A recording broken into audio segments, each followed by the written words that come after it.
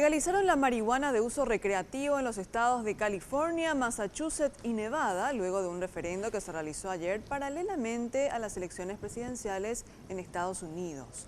En tanto, Florida aprobó el consumo del cannabis con fines medicinales.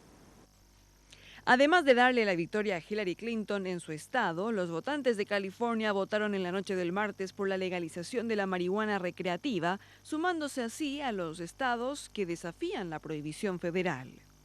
También lo hicieron los estados de Nevada y Massachusetts, mientras resta conocer los resultados ante la misma pregunta en el estado de Arizona. Los 4 estados más votaban el martes propuestas similares sobre el uso de marihuana con fines recreativos. Con sus matices, las iniciativas habilitarán que los adultos consuman marihuana y puedan plantar sus propias plantas, al tiempo que establecerán las regulaciones de un mercado emergente. La marihuana con fines medicinales, que ya es legal en la mitad de los Estados Unidos, fue parte de los comicios estatales en Montana, Florida y Dakota del Norte. Tanto en Florida como en Dakota del Norte, la marihuana para uso medicinal también fue aprobada este martes.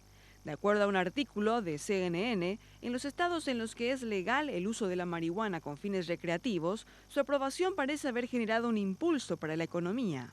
La industria de la marihuana creó más de 18,000 puestos de trabajo de tiempo completo el año pasado y generó una actividad económica de 2.390 millones de dólares en Colorado, según un análisis del Marijuana Policy Group.